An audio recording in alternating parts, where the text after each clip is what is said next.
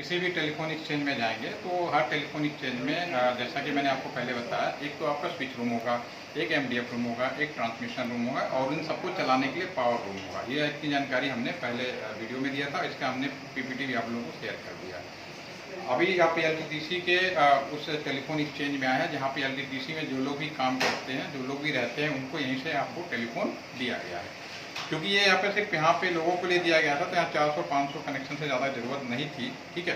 तो यहीं पे सारी चीज़ें आपको मिल जाएगी, जैसा कि आप अभी हम खड़े हैं यहाँ के टेलीफोन एक्सचेंज पे।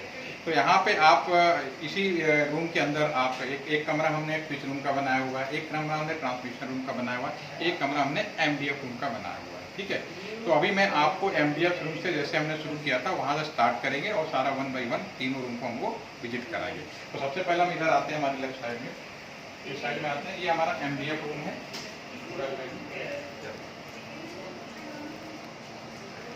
अंदर आ जाइए,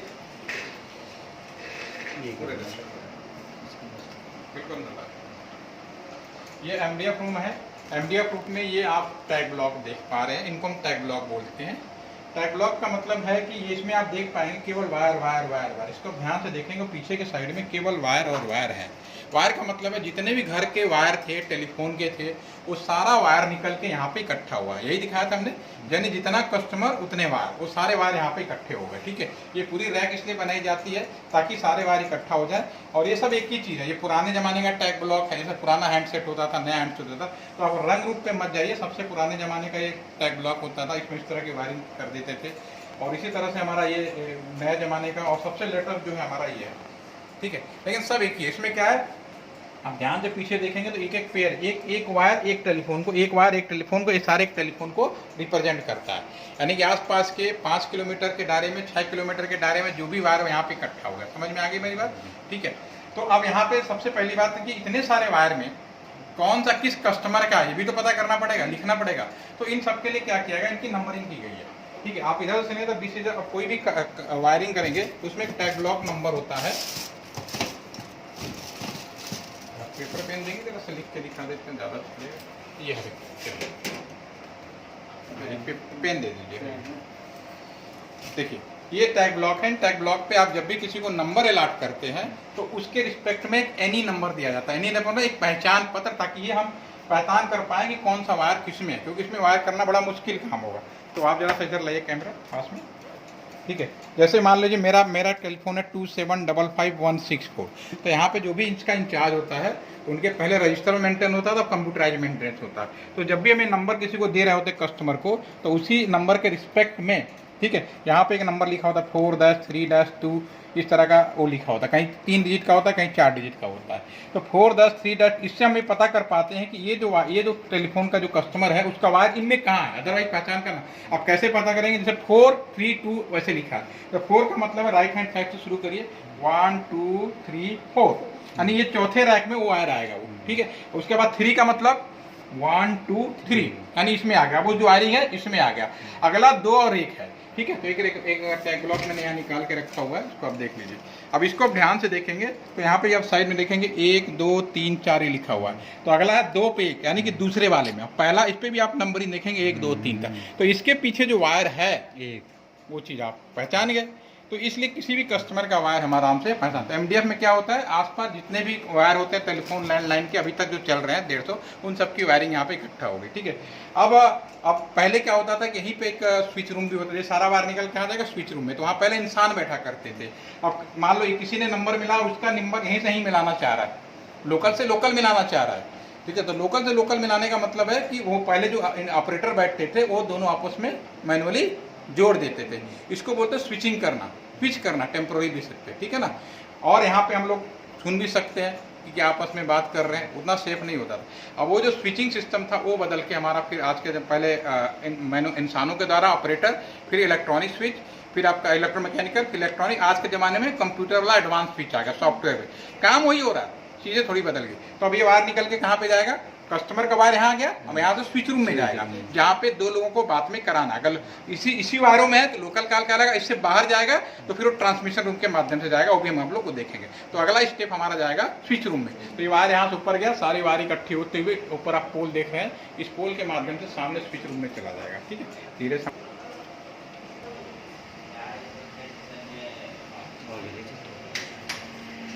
ये हमारा स्विच रूम में पीछे की तरफ आ जाइए तो ज़्यादा समझ में आएगा। स्विच रूम में जैसा कि मैंने आपको दिखाया था, स्विच रूम होता है, यहाँ पे जल्दी किसी को अलाउ नहीं किया जाता, क्योंकि अब चीज़ें भी खत्म हो रही है धीरे धीरे, तो ऑटोमेटिक नई चीज़ें हमारे पास में आ गई। आप सिक्योरिटी, तो हम लोग जब काम करते थे शुरू में, याद है इनिशियली जब हम लोग, तो nobody allow in the switch room, क्योंकि अब चूंकि चीज़ें से टेक्नोलॉजी बदल गई है, अब इनकी ज़रूरत नहीं है, ठीक है। इसकी जगह हम नए स्विच ला रहे हैं, IP स्विच। तो आप पीछे से इधर आएंगे, दिखाता हूँ, कोई एक रैक मैं खोल के दिखा देता हूँ। ये आप, ये जो वायर है वहाँ से MDF से होते हुए सारे कस्टमरों का वायर आ गया जी हमारे पास में, ठीक है, सारे कस्टमरों का वायर आ गया, ठीक है।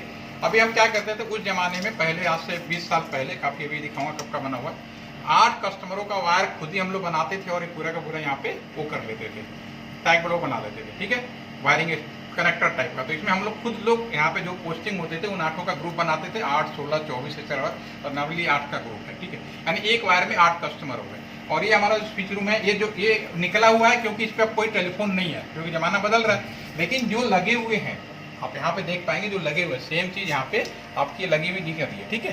तो ये हमारा इसमें लगा हुआ है स्विच रूम में। तो पहले इंसान जोड़ते थे, क्योंकि इलेक्ट्रॉनिक स्विच हो गया तो ऑटोमेटिकली स्विच के माध्यम से जुड़ रहा, हमें पता नहीं चला, लेकिन काम वही हो रहा, ठीक है। तो लोकल कस्टमर यहीं से हो गया, ठीक है। अगर यहाँ का कस्टमर नहीं है तो शहर के मेन हिस्से में भेजेगा, आपको याद आ रहा होगा, जब लोकल नहीं होता तो फिर शहर का मेन डीटैच में भेजना था। तो डीटैच में भेजने के लिए इन कस्टमरों का इकट्ठा वायरिंग यहाँ कर दी गई। ये हमारा PCM वायरिंग, इनके कार्ड देखेंगे थोड़ा अलग से है, ठीक है, जैसे PCM और नीचे भी पड़ा हुआ। तो इन 8 वायरों का इकट्ठा करके यहाँ पे आ गया। एक कॉन्सेप्ट होता है मल्टीप्लेक्सर और मल्टीप्लेक्सिंग।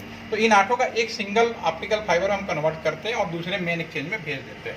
तो कितना भी ये पीछे का हिस्सा है, इसमें कुछ नहीं है। अभी आप तो बहुत लकी हैं कि अभी आपको दिख रहा है 8 वायर। अब तो जैसे नए जमाने में इंटरनेट वाला आ गया, तो उसमें आपको पता ही नहीं चले कब इकट्ठा हो रहा है, ठीक है ना। तो ये चीज़ें थोड़ी अपडेट हो रही है, ठीक है। तो ये अब इसको हम फ्रंट में देखते हैं, इसमें कुछ नहीं है, सारे वायर आए। अब जो काम हो रहा है प्रोसेस हो रहा है, लोकल का नहीं जोड़ देगा, नहीं है तो इनको उठा के इसमें भेज देगा। नहीं बोलेंगे PCM कार्ड, क्या बोलेंगे, पल्स। आज के जमाने में ये यूज होता है, ये यूज हो रहा है, अभी भी हो रहा है, ये चल रहा है अभी, लेकिन आने वाले टाइम में और IP स्विच हो जाएगा तो भी आपको दिखाई नहीं देगा। सब सॉफ्टवेयर बेस में एक IC आएगी, IC के अंदर सारा काम, वायर है सब गायब हो जाएगा। अभी तो आप पहले देखो, पहले जब ये वाला चीज नहीं था, ऑपरेटर बैठते थे तो आपको दिखाई दे रहा है ये मिस्टर A मिस्टर B से मिला रहा हाथ से। अब वो चीज हमें दिखाई नहीं दे रही, ये मशीन कर रहा है ऑटोमेटिक। अब ये वायर वाला भी काम खत्म होने वाला है, क्योंकि अब घर में एक ही पेड़ से सारे लोग हम लोग जुड़ जाते हैं, ठीक है। जैसे आप मोबाइल से हॉटस्पॉट बनाते हो ना, कहाँ दिखता है, लेकिन काम वैसे ही हो रहा है। ये नहीं कि काम कोई बदलाव हो जाएगा, ठीक है। अभी इसको हम फ्रंट से देखते हैं, पीछे देखने में आपको ऐसे दिखाई देगा। ये वाला दिखा दो,